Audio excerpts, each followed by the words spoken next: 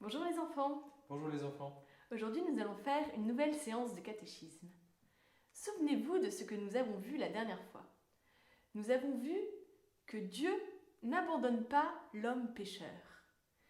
Et nous avons vu que Dieu va venir à reconquérir son cœur au travers de l'histoire d'Abraham. Souvenez-vous, cet homme qui vivait avec son troupeau dans le désert, que Dieu est venu appeler, et Abraham a décidé de le suivre.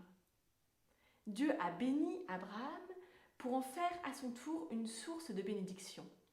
Et de cet homme est né un peuple qu'on appelle le peuple hébreu. C'est pour ça qu'on dit qu'Abraham est le père des croyants. Bien des années plus tard, ce peuple se retrouve en Égypte, captif du Pharaon. Ce peuple se met à être esclave et doit construire pour le Pharaon des palais, des pyramides. En cette terre étrangère, ce peuple est très malheureux, car le roi les fait travailler sans cesse. Cependant, un jour, le Pharaon se met à avoir peur de ce peuple qui grandit et qui reste fidèle à Dieu. Il a peur que les Hébreux, les descendants d'Abraham, deviennent plus nombreux que les Égyptiens. Alors il prend une décision terrible. Il ordonne de faire tuer tous les petits garçons. Nous allons maintenant écouter la parole de Dieu.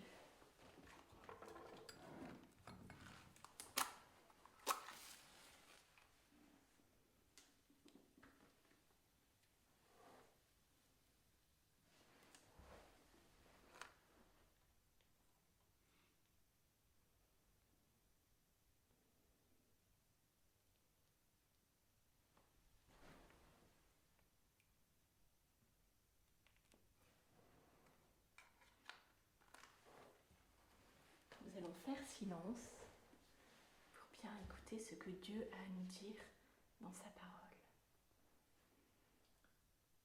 Pharaon donna cet ordre à tout son peuple. Tous les garçons qui naîtront chez les Hébreux, jetez-les dans le Nil.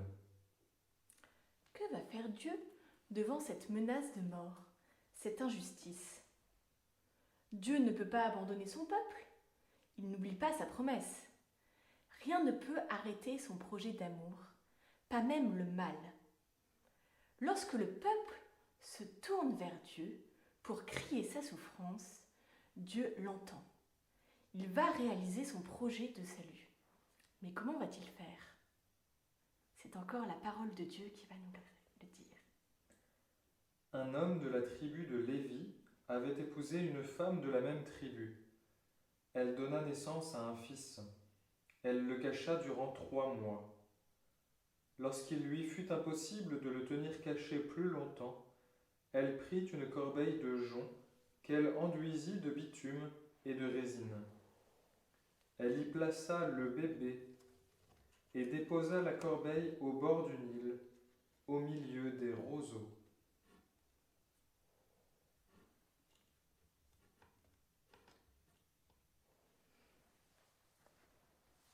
Que fait cette maman pour sauver son petit garçon ? Elle invente ce geste magnifique qui montre qu'elle se confie complètement à Dieu. Elle croit que Dieu peut tout et pourra sauver son petit bébé. Écoutons et apprenons comment Dieu va répondre à ce geste de foi et de confiance. La fille de Pharaon descendit au fleuve pour s'y baigner. Elle aperçut la corbeille parmi les roseaux et envoya ses servantes pour la prendre.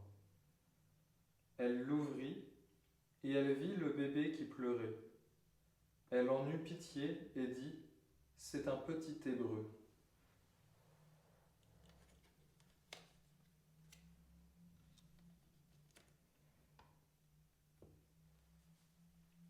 Le cœur de la fille de Pharaon est touché par les pleurs de l'enfant. Elle a pitié de lui.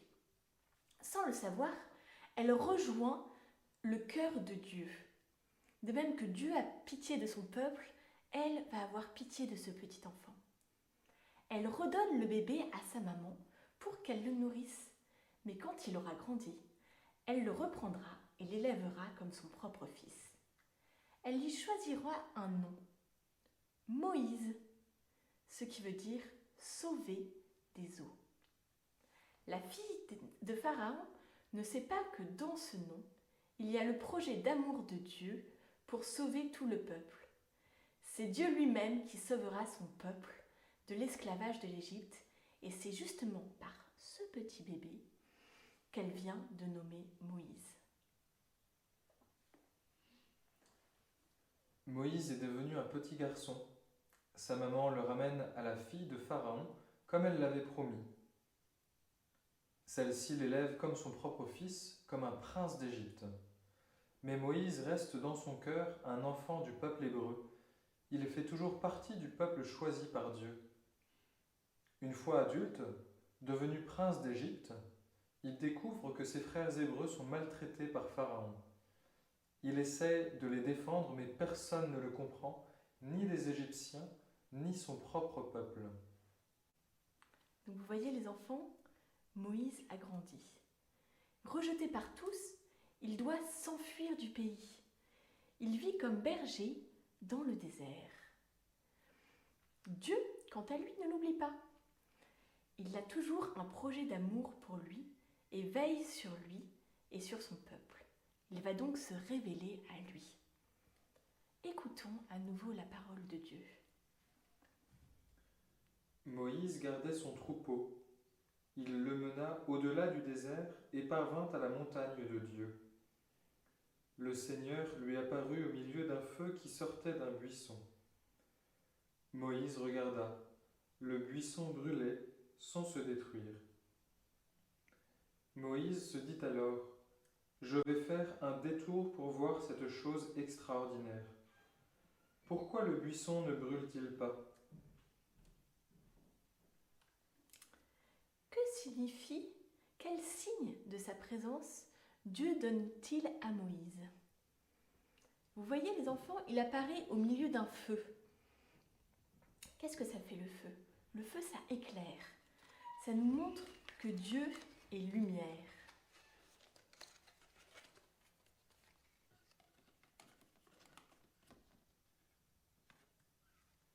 Mais ce n'est pas un feu comme les autres.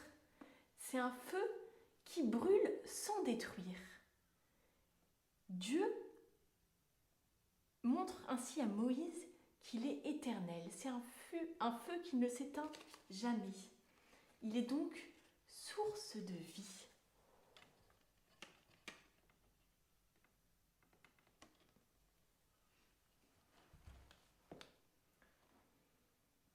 Le Seigneur vit qu'il avait fait un détour pour venir regarder. Il l'appela du milieu du buisson. « Moïse, Moïse !» Il répondit : « Me voici. » Dieu appelle Moïse par son nom. Moïse comprend qu'il est aimé de Dieu.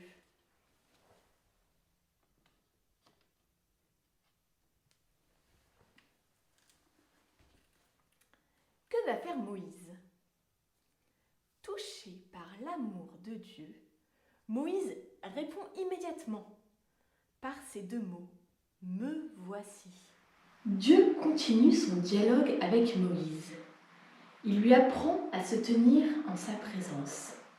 « N'approche pas d'ici, retire tes sandales, car le lieu que foulent tes pieds est une terre sainte. Je suis le Dieu de ton père, d'Abraham, Dieu d'Isaac, Dieu de Jacob. » Alors que va faire Moïse ?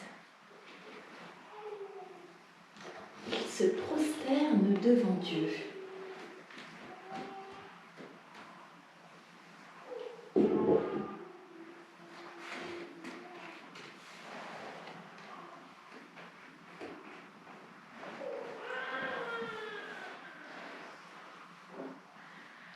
Moïse se voile le visage car il craignait de porter son regard sur Dieu.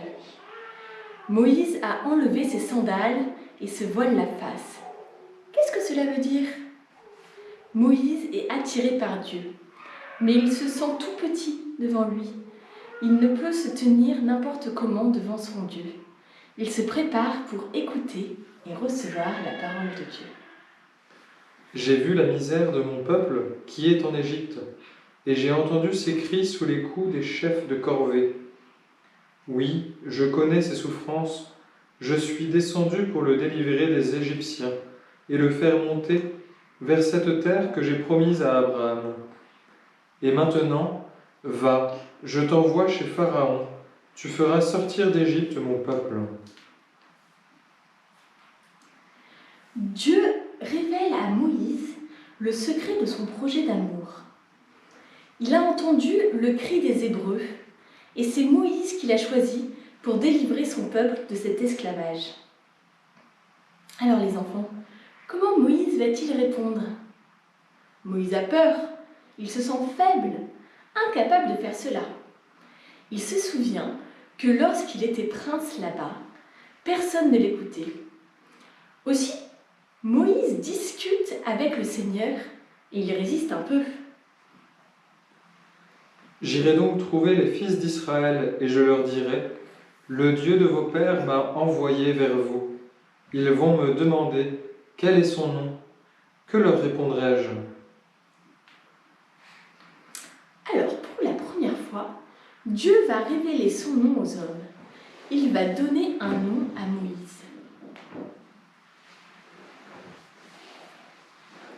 Comme pour Moïse, Dieu a aussi un projet d'amour pour nous. Ce projet, nous ne pouvons pas totalement le comprendre parce qu'il est bien plus grand et bien plus beau que tout ce que nous pouvons imaginer.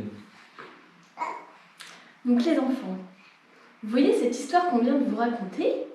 L'histoire de ce petit enfant, Moïse, qui naît dans une période de désespoir. Sa maman se confie à Dieu, finalement il va être récupéré des eaux, sauvé, élevé par le pharaon, puis il va rencontrer Dieu. Vous voyez, dans tout ce qu'on vient d'entendre, on se rend compte que Dieu, dès le départ, a un projet d'amour. Il en a un pour vous aussi.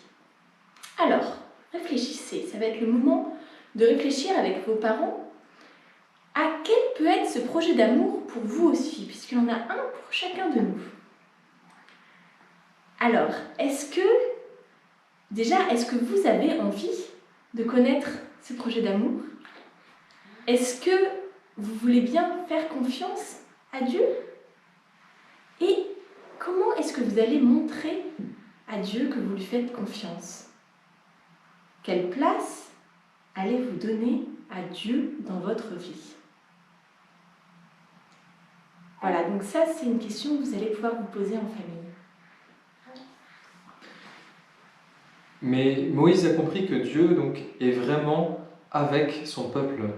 Il lui fait confiance, il va pouvoir accomplir sa mission.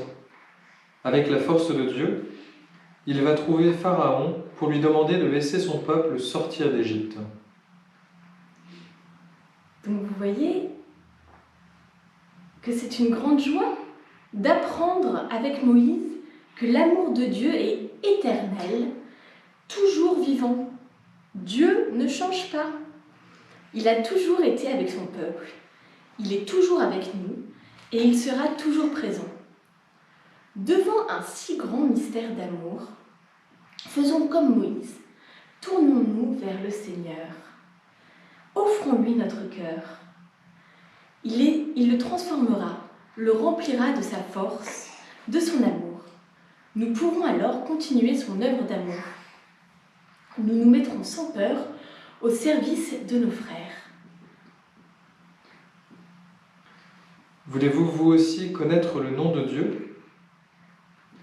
Nous allons nous préparer, comme Moïse l'a fait, à accueillir la révélation du nom de Dieu. Alors maintenant les enfants, c'est le moment de notre petit temps de prière. Donc on va se tourner vers Dieu. On va faire silence. Suzanne, juste un moment de prière.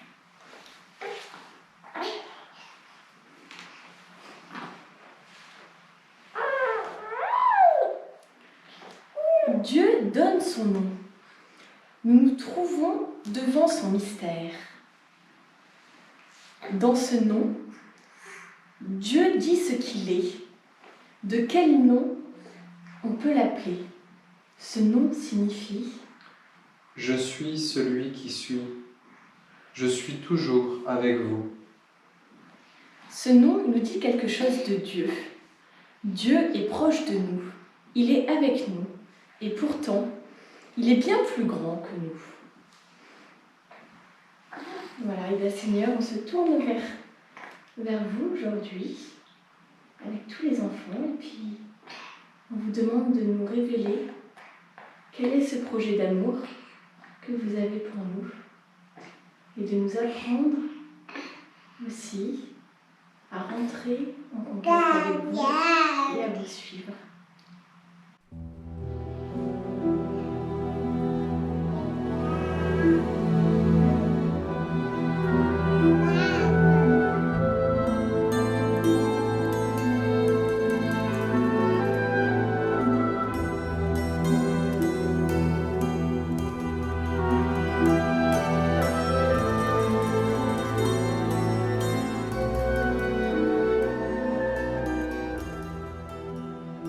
Voilà les enfants, on va vous laisser poursuivre ce petit temps de prière à la maison.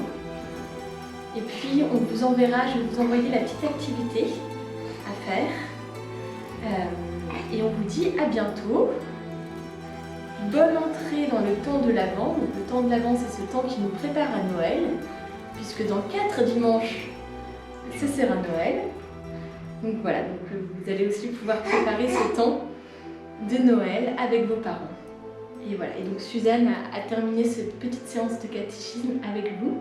Et on vous dit tous les trois, on vous souhaite tous les trois un bon temps d'Avent. Et on vous dit à bientôt. À bientôt. Au revoir les enfants.